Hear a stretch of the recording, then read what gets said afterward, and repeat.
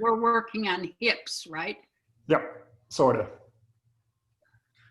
Well, that probably means we're working on the left toe, but I mean, You guys have done this one before. It's been a while probably, but you guys have done this a couple of times, I suspect. I'll announce the title again in a second.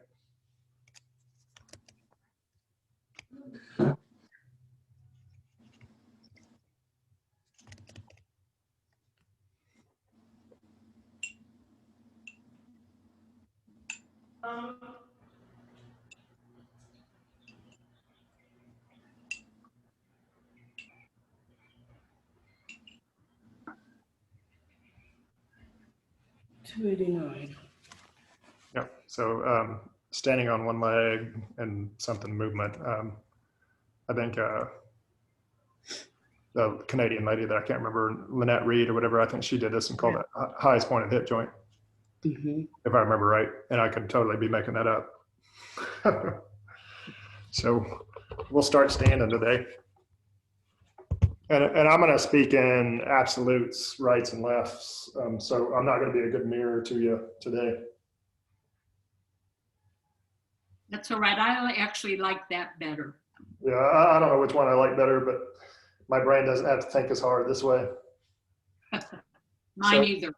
I want you to stand on your right leg, and my left leg is unweighted. It's not off the floor, but it's just not taking much weight. And then see if you can make your right arm really heavy to the point that it actually might lift the left foot a little bit.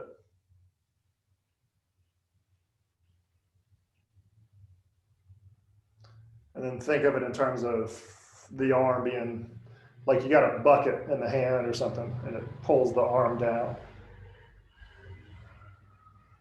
And you have to translate your weight to the right.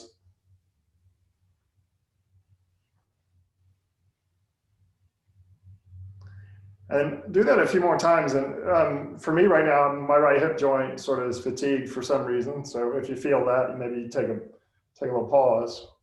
But then sense when you do that, can you keep your weight shifted more towards your heel, less towards the outer foot? And I know you're going to have to go outer foot to a certain degree. But can you stay centered in the center of your heel with your weight?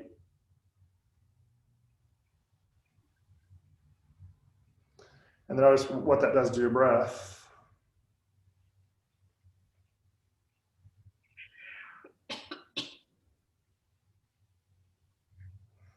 Good, now do a few more and imagine there's a hand pressing your head to the right. Feel it more in the front of my thigh than I do my hip.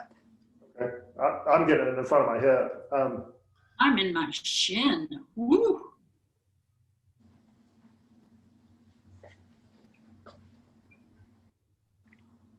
Hayden, you have much better balance than I do. Let that silliness go. Does that mean I'm doing something wrong? No. No, it means you're better than I am. No, I just meant my shin is really burning. Okay, so we're going to follow Leia's lead. Just let your arms get swung by your torso and your pelvis twisting and your legs pressing the floor.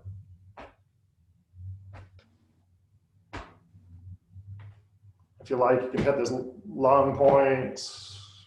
You hit the actual physical kidney.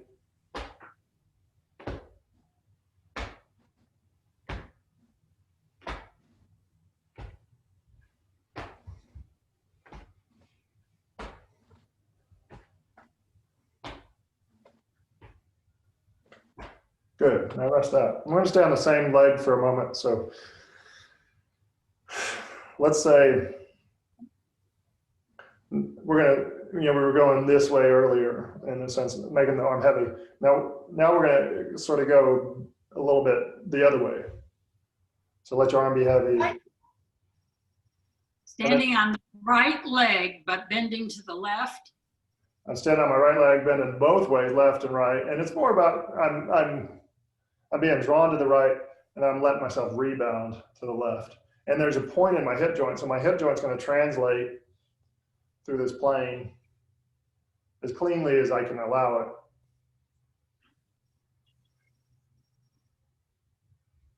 And now I'm not interested in lifting my left foot. My left foot's unweighted, but I'm not interested in it lifting anymore. And I'm saying this was inspired by 289. I meant to do the whole lesson in its entirety this morning, and then life got in the way. Darn it. Maybe before the day's over.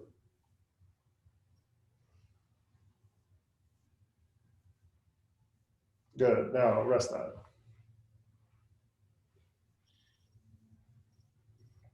Now, say you stay neutral and standing, and imagine, there's an external force and it lifts one of your shoulders towards your ears. I'm doing my left first, and then you do your right, whichever, and it lifts it towards the other.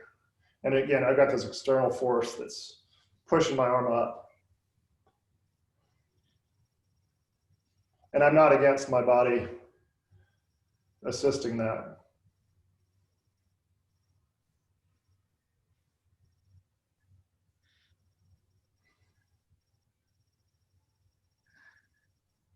Good. Now do it a few more times, but I have the opposite idea that there's a hand pulling your shoulder down and a hand lifting the shoulder up.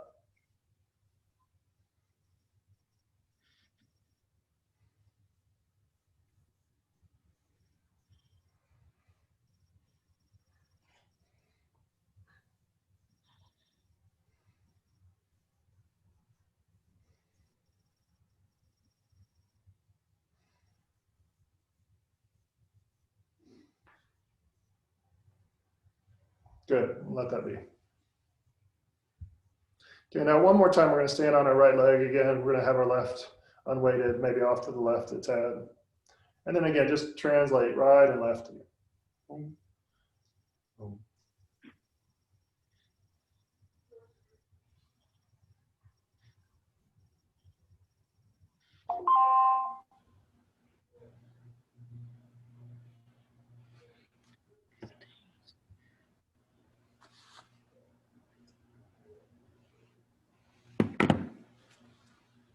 Good. Let it go. Okay, and then break it up a little. Come have a seat for a moment. Maybe sway your knees a bit.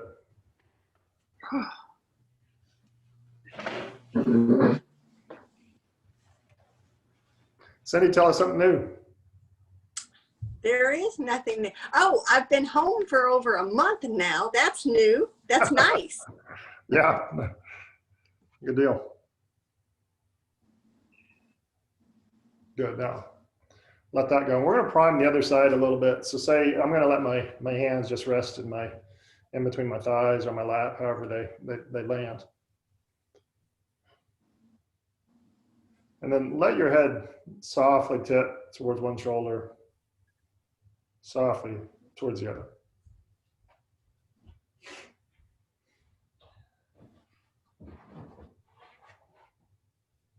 Good. Now, let it fall generally leftward. So you look opposite of me for right now. If everybody's opposite, you got it. Okay, now take your left hand and now slowly pull your head back to neutral. And my hand's resisting my head. And then my hand and my head just passively fall. And then again, I'm going to resist my hand. Or my hand's going to resist my head, my neck coming back. And again. And I'm just passive on the way down. And I'm active on the way up. Good. One more time.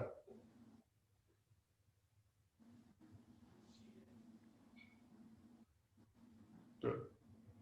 Okay, now softly allow your head to fall one way and the other.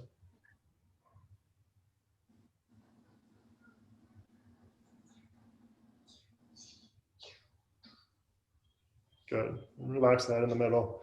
And then again, have somebody shrug a shoulder up and down. Okay, and maybe we just focus on the shoulder being lifted at first. Shoulder being lifted. Good. Now stay in the pattern of the right shoulder being lifted. The right shoulder. So you look opposite of me. The right shoulder's lifted. The right shoulder's lifted. Okay, and then you continue that, but then have the left shoulder depressed. And you got both sides working. Okay, and now let the head fall with you to the left. And we're looking opposite for right now, just for ease or for less complications.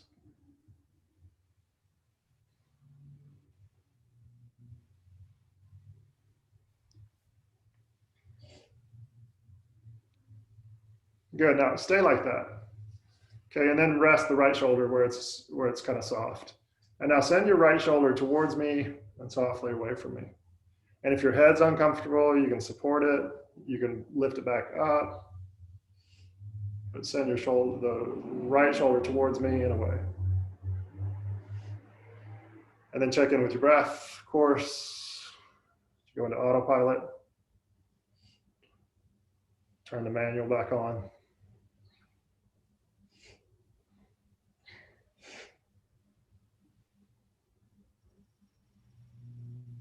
Good, now bring your head back, bring your torso back. And then one more time, tip again to your left. So your right shoulder's lifted up. And then try to tip your head towards your right shoulder a few times and come back. And try to be as soft in your right shoulder. And I know you've got tension in your right shoulder right now because you're holding it up. Good, now leave it again towards your right shoulder and then send your right shoulder forward and back a few times. And again, you can soften that elevation in the shoulder if that's necessary, and it might be.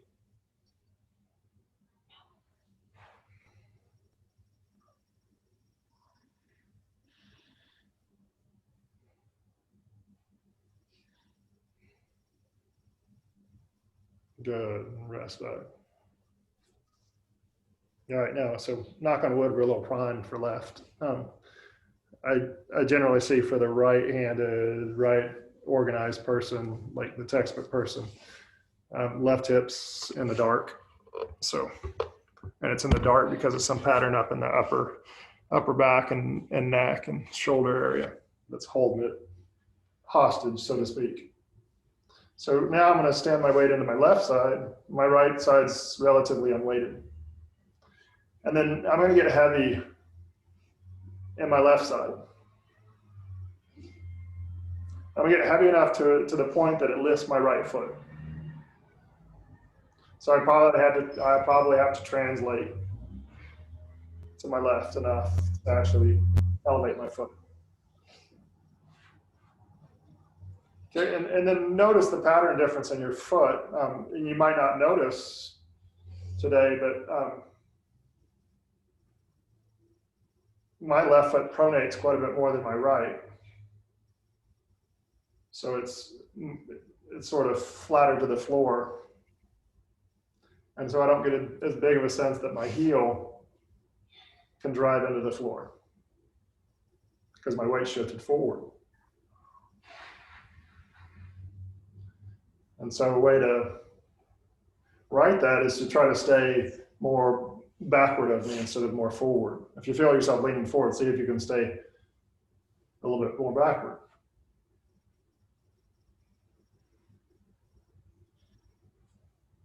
So try to unpronate your foot a little bit from above.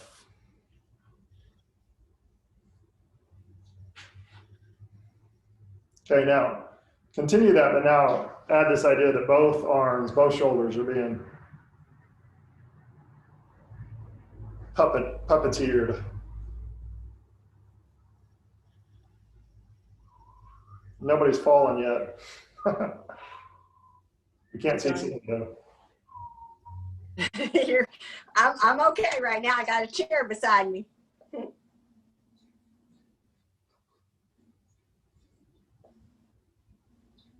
Now, it's pretty normal for a right shoulder to come forward. See, can you kind of keep your right shoulder at bay? Can you keep it from drawing forward? You might get feedback.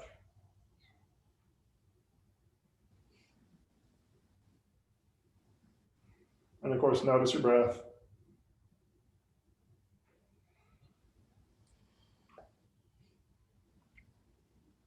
Good, let it be. Break it up again, have a seat.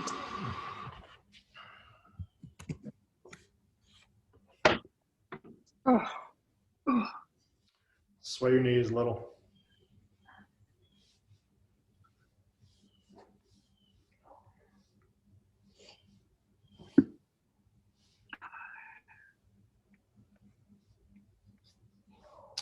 So if I were a person who had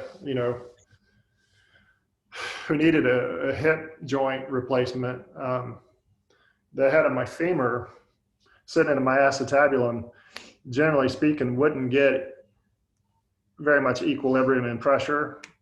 And so part of the bone gets necrosed, it just starts to die because it needs this pressure. It needs it in not in equilibrium, but it needs it with regular frequency, that it gets pressed, that bone gets pressed on, and then the bone presses into the hip joint, depending on which side is the diseased side, because it can happen both ways, and it can be just one way. So we're trying to get this equilibrium and distribution of pressure, both sides of the joint today. And our bone likes that a lot. And when it doesn't get that, it hurts, or weird stuff hurts, related or unrelated, usually related, of course. All right, now I'm gonna go with my feet a little bit, and then I'm gonna dorsiflex my feet alternately. So I'm gonna lift my forefoot, my toes, and I wanna kind of keep quiet toes. So my toes just kind of stay with my feet. They're not pulling back. They're just being drawn up by the foot.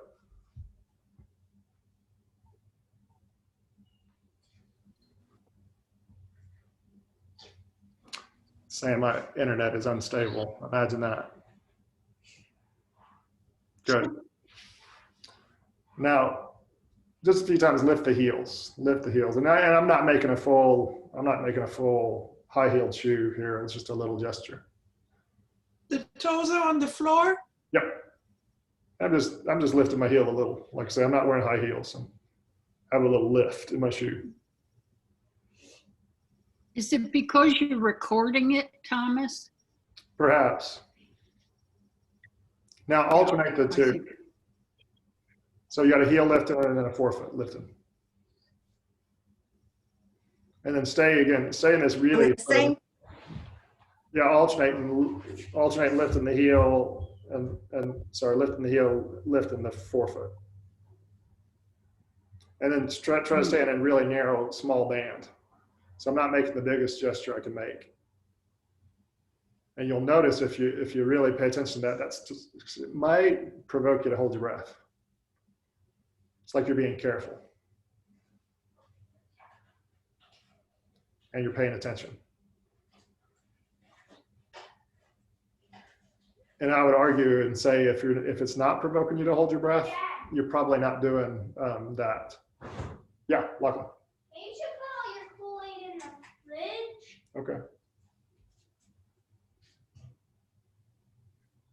Oh, wait, I took myself off. Instead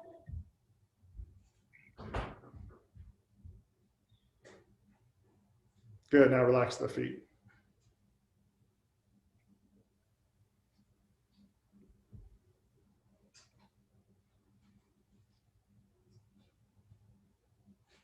Okay, now I'm going to be going left foot. Okay, and if this was my left foot on the floor, I'm going to make that gesture. And we've all done this before, that kind of gesture with my left foot.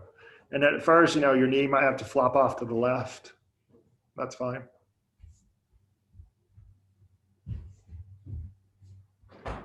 It's in both directions. Oh, both directions? No, well, my knee flops both directions, depending on which way I'm going. Yeah, it might return back, but then after you do a few, see if you can kind of keep your knee relatively quiet, and you'll have this,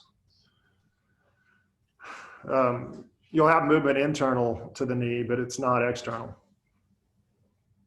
Just on our left foot? Yep. Okay. Okay, and then do the right foot, but do it the other way. So I'm gonna evert my forefoot.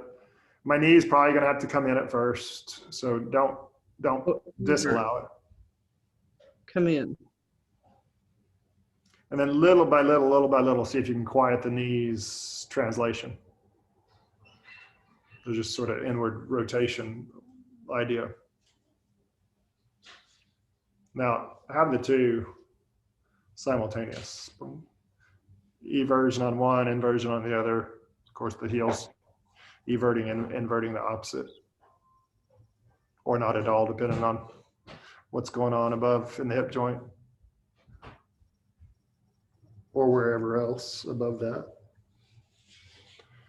And then again, make sure you're breathing. Easy not to breathe when you're manipulating your ankle. It doesn't know you're not standing. Good. Now come and stand again. Speaking of standing.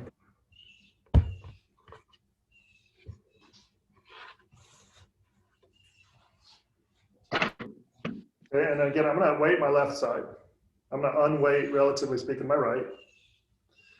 And then I'm just going to go back to this translatory idea,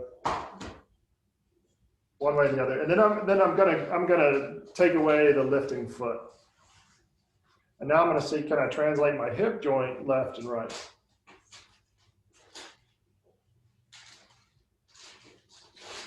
And you can use whatever sauce you want to, so to speak, to make this happen. Whatever recipe, remedy, whatever you want to call it. Strategy.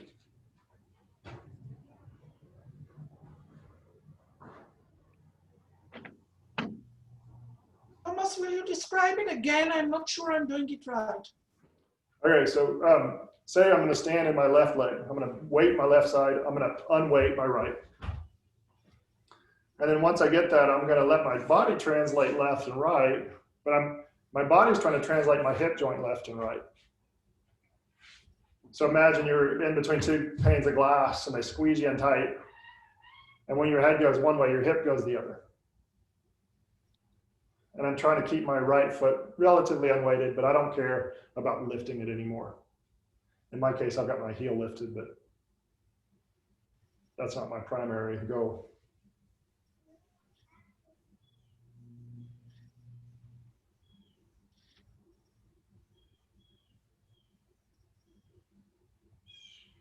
Good. Now relax that for a second. So what I want you to sense is, like, say, in this case, my left hip, my left head of my femur sitting in my acetabulum. And as I roll through that motion and my weight comes over, it starts to mash the acetabulum into the head of the femur into the head of that, or into the acetabulum. So see if you can start to sense that. And then maybe put your left hand on your left pelvis, your right hand on your head, and you can start to kind of push and pull. And then see if you can internalize this sense of femur into acetabulum, acetabulum on femur.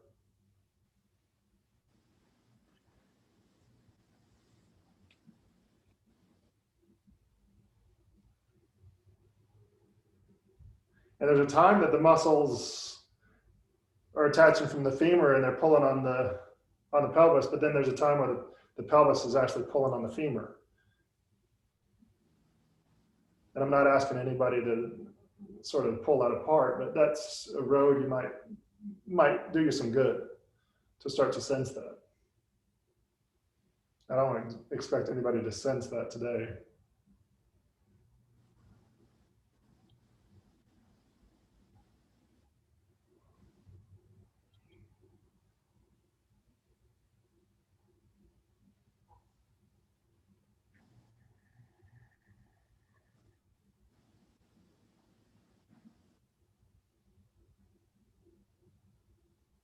Good. And again, let that be. Just go back to letting the arms be swung by the body.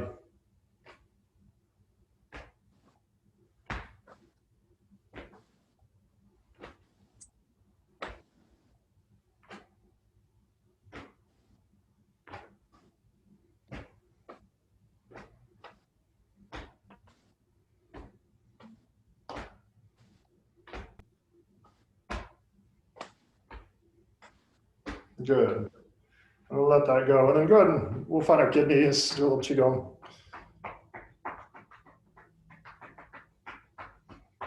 The kidneys down to sacrum.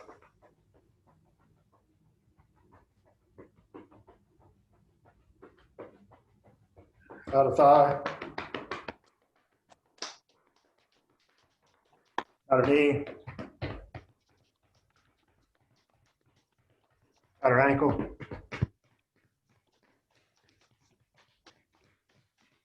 Inner ankle. Inner knee. Outer thigh. Go hip, tops, and shoulder, whichever side you like first.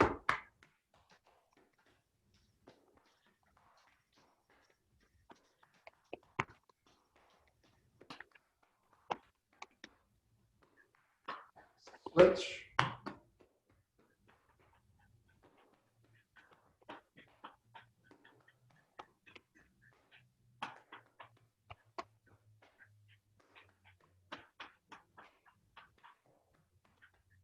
Now down your arm, up your arm.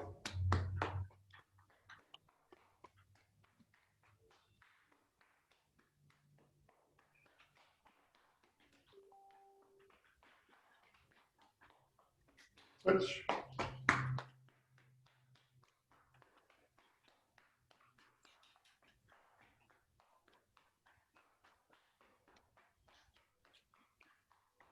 Good. Now close your ears, thump the back of your head.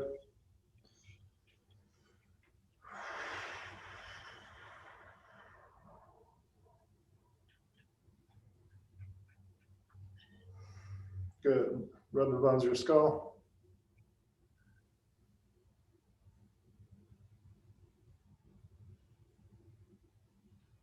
Good. Tap the bones of your face.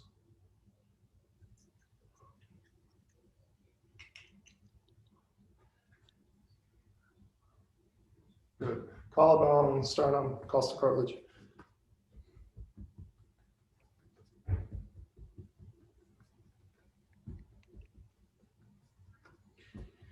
Good. Belly.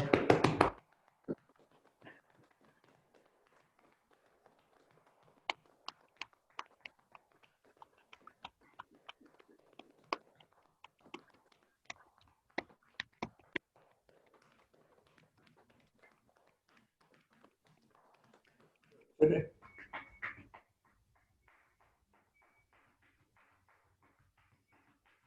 Good. Now we'll stay standing and we're going to switch back to the right.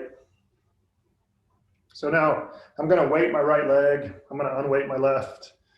And then we've had this translatory motion right and left. Okay. So what I want you to do is find the highest point of your hip joint in that motion. And then when you sort of decide, mine's right around there, you leave yourself in that position and then sort of press your hip joint forward while your upper body leans backward and vice versa. So I'm separating myself into two halves, an upper half and a lower half. And I'm trying to stay in the same plane. I'm trying to be a mammal and breathe air.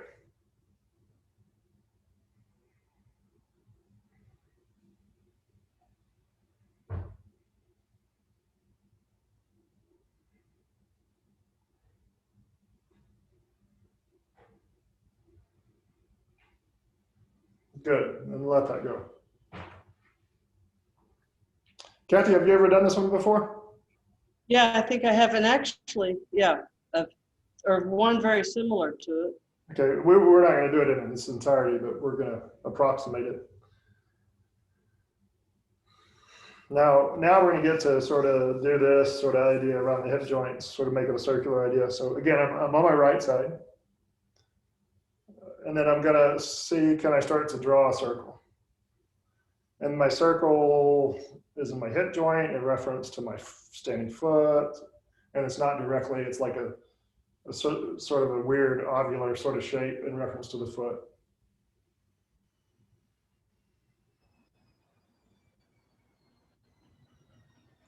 And now I'm not trying to stay in the same plane with really anything. Anything can break the plane to allow that circle to happen.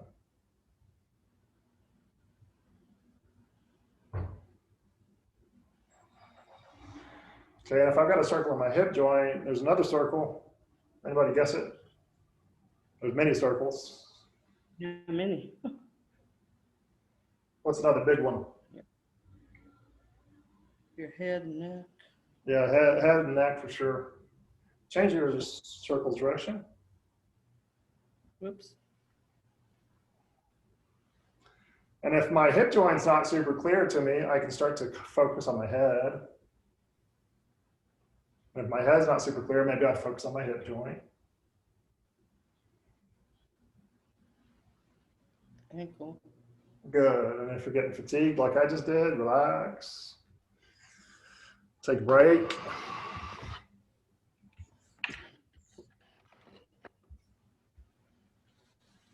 Yeah, I think in 289, there's a bunch of complicated stuff they do with the arms, which we're not going to do, which I like, but since life got in the way this morning, we're not.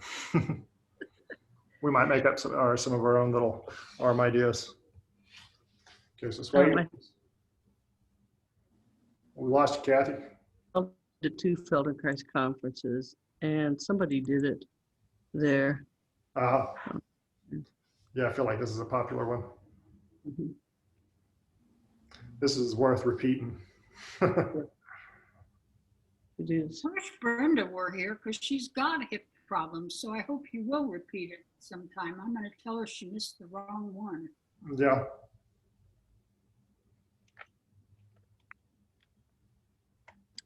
Thomas, is it normal when you're doing that? You said it was also in your head and neck to hear like gristle moving around.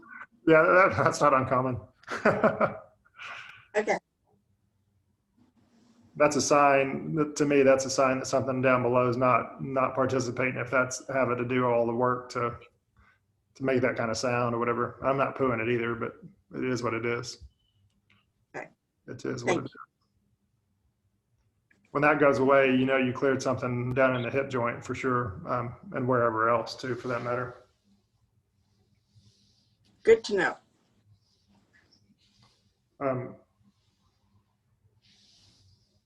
From a long time of seeing that, you have some muscles in your back that are injured that are holding that in place. It could be in the middle of the back. Who knows where it's at in the back? But they're there. And you know, I've treated you before, but chances are I never treated those. I've had that experience in myself before, and then I had my friend treat me, and he treated my back, and that kind of stuff just whoosh, all the way away. Not to say that there's not some of that in me now, but for the moment it was gone, which was neat. That's what I get for staying away from class so long. Yes, we missed you besides. Thank you. I missed you guys too. It's good to be back. Good. All right, we're back to standing. We'll switch back to the left. So now I got my weight in my left leg. I'm going to translate a few times my right foot's kind of unweighted. I've got my heel in there. I'm translating my hip joint left and right as my body translates opposite. Good. And then again, I'm looking for this high point and sensation in my hip joint where it feels like it's the highest point that it can be and safe and comfortable. And then when I find that, I'm going to start to translate it forward and backward. And my head's doing the opposite.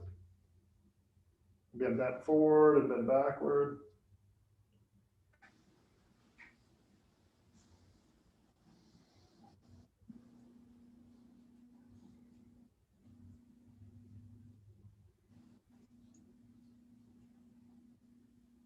Good.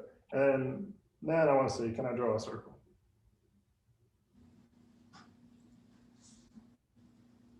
And for me, it's valuable for me to sense my left hip joint. It's just really in the dark for me. And it's been in the dark as long as I can remember. And there's really good reasons for that internally, for me at least.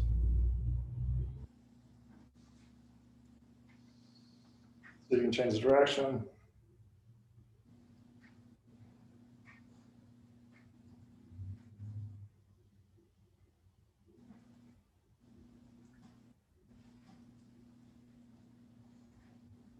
Check in with your breathing or lack of breathing. Who breathes? Your jaw tightening up, something in your mouth.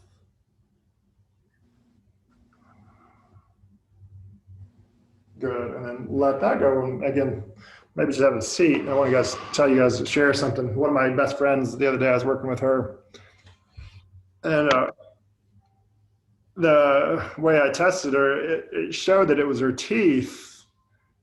But my question wasn't super clear. And I went through her teeth and there was nothing in her teeth.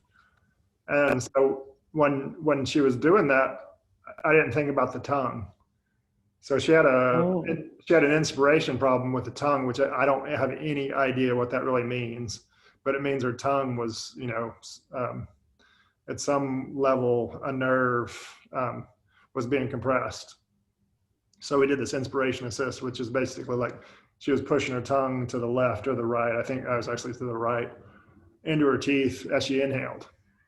And then that righted it. And then she just had a knee surgery, and she reports to me that when she woke up that her knee the next day was the best it's been since the surgery, which doesn't surprise me if your tongue was actually like mechanically off, since it's a midline driver.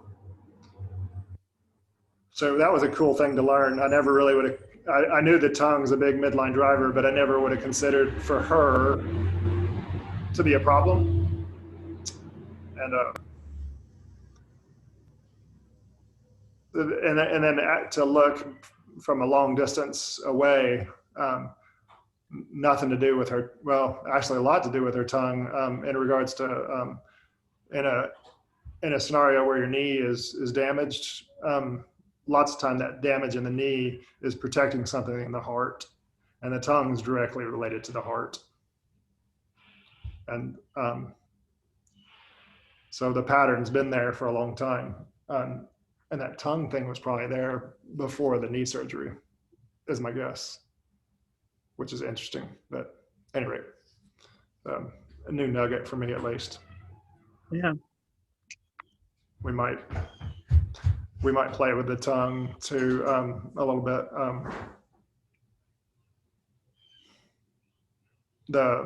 We'll do it with the inspiration in a moment, just to see if it does something for somebody, and it might not. And if it does the opposite, just tell me, and I'll give you something to remedy that, because you don't want to break something that's just fine.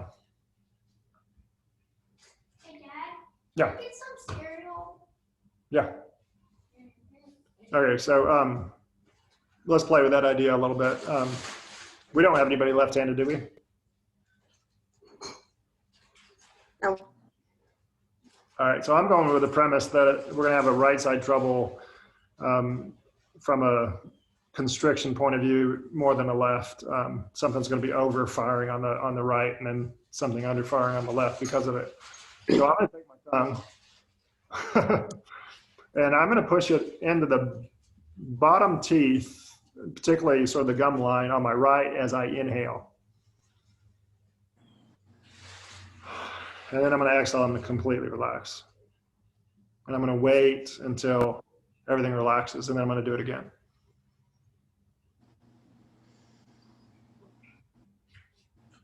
And my tongue's going, and then my teeth on the right, into the gum line.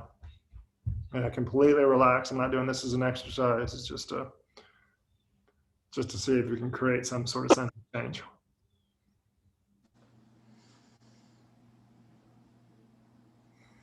And you might notice that creates a bunch of tension in your face or in your jaw or some weird indiscriminate place in your mouth beneath your tongue.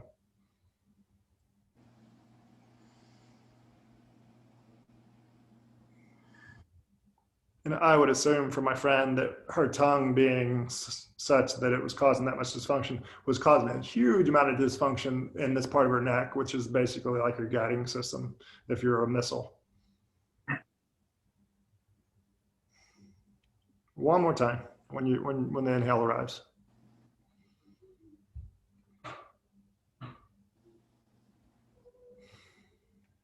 Okay, and then just for grins, just to play with it. Come and stand again. Okay, and then again for the folks out in the rest of the world, this was 289. I'm not doing the arm patterns, but we had this funny tongue idea. So now I'm going to unweight my left side. I'm going to stand on my right. And I'm just going to translate it first right and left. Good. And then I'm going to find the middle of that. I'm going to see, can I go a little bit forward, a little bit back? And you might ask about the knee in this position. I'm trying to be unbent in the knee, but if I got a little softness in the knee, that's fine. Good. Now see if you can draw a circle.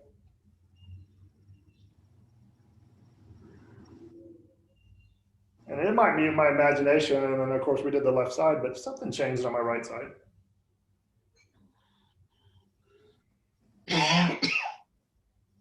Change directions.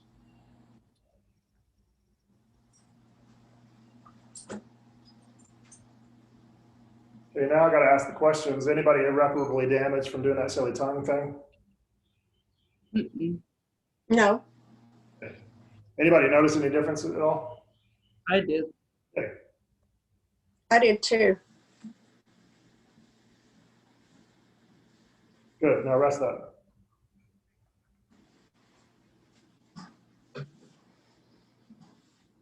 Yeah, that good friend of mine that I need to check in with, she actually had a knee replacement the other day. And interestingly enough, her pericardium, from a Chinese medicine perspective, was the most stressed organ on both fingers. We made the biggest dent we've made, but nonetheless, I wanted that pericardium to be as clear as it could be, because pericardium protects the heart from a Chinese medicine perspective, before she had that procedure. So stand on your left side now, unweight your right, and then take up your circle again. We'll just sort of skip to the circle.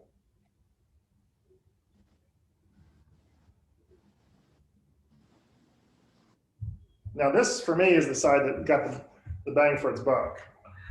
I want to be done with this. In a moment. Lachlan. Hi. Hi, guys. Are they both there? No, just Lachlan. Lighty went to school. Lachlan playing hooky. Switch direction.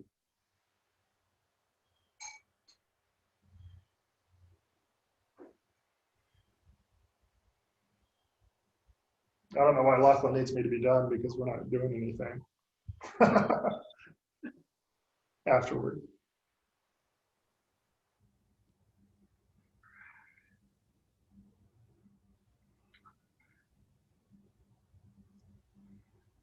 Good, and then let that silliness go. And now I'm going to unweight my left side for a second, but then I'm just going to go to this sort of swinging the arms. And I'm not interested in the full expression of it necessarily. I'm just going to swing and swing. But I want to stay weighted on my right, unweighted on my left.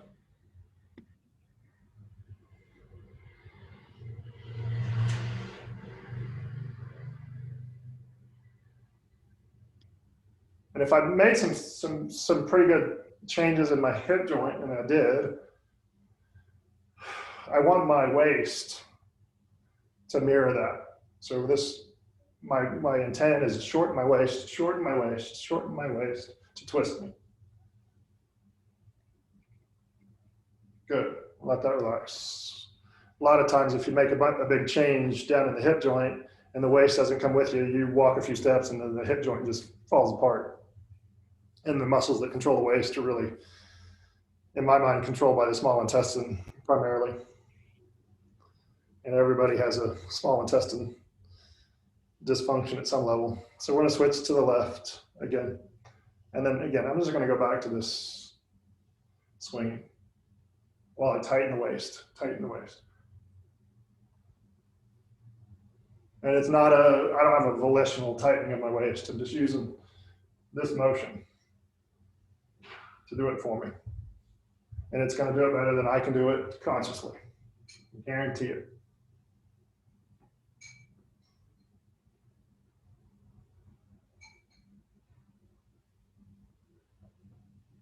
Good. Let that go. Now we got no frame of reference for our chi ball today, but say you take your hands towards your belly. And just a couple of times, sort of imagine you pull your chi ball away from you and push it back in.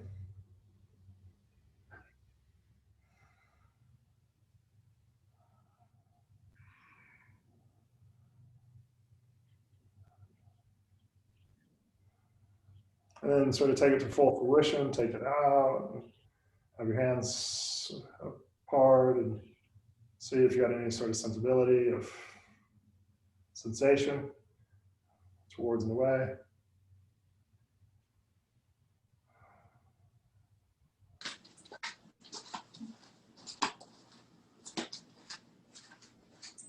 Maybe you have sensation today, maybe you don't. Take one above, one below.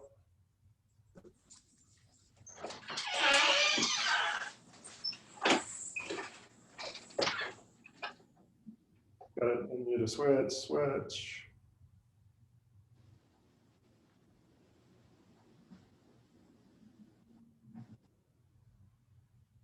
Good, find your way back to the middle. And we're gonna inhale up and forward, in, and exhale down.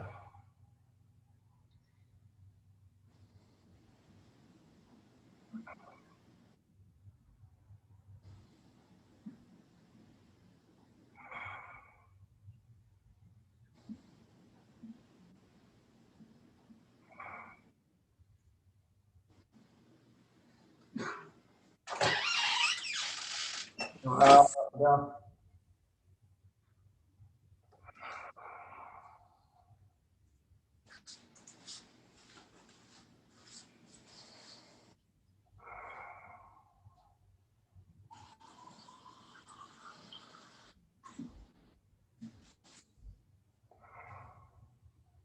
Good, and then let it be. And I'm going to call that it for today. Anybody got anything to share? Thank you, Thomas. I'm sure that's going to be very beneficial. Thank you. Yes, thank you, Thomas. Thank Yeah. you, Thomas. I just had an idea, Thomas. Shoot. You know that post that Susan did? I think I'm going to piggyback on it again and tell people that appointments isn't all you do, that they could join your Thursday morning class, if that's okay with you. Wonderful, thank you. I'll take that. Thomas, Yeah, my good. right was really bothering me the last few days, and it's much better now. And also the left side of my neck, I actually, ended up doing the tongue a few times into the left side of my neck, and my left side of my neck is much less tight. Right on. Feels much better. Also, pericardium. Which fingers are you talking about for the pericardium? The driving finger. You know I had that pericardectomy. Yeah, Okay, so I should need to focus on my driving finger. yep. I use the little Did one- finger a lot. When you close that finger, is it tight at all? Yeah, a little tight. A little tight? Yeah. You don't want to work at indirect ideas to make that thing not so tight. I mean, you never could get it directly. It's more on the right hand than the left. The left doesn't seem to be so bad. It's more on the right. This took me years to come to this conclusion, but the pericardium meridian, coming through the middle finger is really, really close to the bladder meridian in terms of like its function. Bladder meridian's like the spillover. It's like the spillway for the spine and for the lower body. But then the pericardium to me is everything to do with the spillover for the upper body. And that's why it was so hard to clear with my friend the other day. We made a big dent. I'm saying thank you, Thomas. I need to leave. Thank you. Okay, And it was nice seeing you. What is the pericardium? Yeah. It's May I see you soon. Bye-bye. Bye-bye. Bye. Yeah, it's the heart sac, and the function in Chinese medicine is it actually physically protects the heart. It's a buffer. Okay. And it can fill up with fluid. But there's also the one doctor in Moscow told me there's another little skinny, thin wrapping to it inside the pericardium. There's another buffer. I forget the name of it though. You don't always see it on all the. Yeah, my pericardium anatomy is pretty weak. Well, the pericardium attaches to the diaphragm. Gotcha. Makes sense. Maria talks about that. So anyway, just Cool. okay. Leah, are you Hey. still there? She think- must be gone. She's gone. She's having connection problems, I think. Oh, yeah. Yeah, Well, she- all right. We're going to let your dad go now, Lachlan. Kathy, it's nice to meet you. I'm Cindy. Yeah, nice to meet you. And I was just gonna ask Kaven, can you, I think you have my email on Thomas's thing. It'd be interesting to know when your classes are. That'd be kind of interesting to do some new, different meditation things, if you don't mind. I'll send it to you. Joining. today. Yeah, Okay.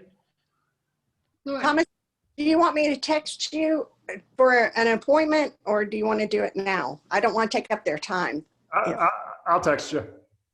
Okay, please. Thanks, Cindy. Can I ask Thanks. Guys, have Everybody. a week. you one other question, Thomas? Sure, hit me. Can I get somebody else? A friend of mine in California, she's teaching Rosen method. I just took her Rosen method class yesterday for the first time. Mhm. Never knew anything really that much about it. Do you mind if I tell her about your class? She might be interested. Absolutely, please. Okay. She might be good. You'd enjoy, I think, Wendy, too. Awesome. So I was gonna tell Sally and Sandy too. Where are they? Anyway, Well, cool. so thank you very much. Thank you, guys. Question now, what is Rosen method? It's a movement thing, but I know they have a hands-on or one-on-one thing, but Wendy hasn't been trained in that, just the movement, and it's faster paced than Feldenkrais is, but they talk about working with the nervous system, and it's done with music. I've had just a little teeny information on Rosen. Yeah. I've just heard the name, nothing beyond that. You just enlightened me a lot. Yeah, I don't know. I've got to go back and reread the book. I had no idea what to expect, you know? And Interesting. yeah, it was interesting. I need to reread it and talk to her more about it. And I don't understand or know anything about the hands-on. I just know there was a woman here who used to be a river guide down at Terlingua who had been in California, and she'd gone to Feldenkrais training. She started, Mary Spires is out there, but she'd switched to doing Rosen method, and she was on her way to school to become an OT because she didn't figure she could support herself either with Feldenkrais or Rosen, but she's interested in it. She'll add it to her OT stuff, but she's probably done about now, and she was, kind of done with river guiding for a profession. I understand. So doing that to take care of her injuries, I think. Get it. Yeah. Sounds familiar. Yeah. So, okay. But I'll tell Wendy then. Great, thank you. Okay. Thank you. Bye-bye. Take care. Bye, y'all. Thanks for coming, Cindy. Sure, thanks for having it.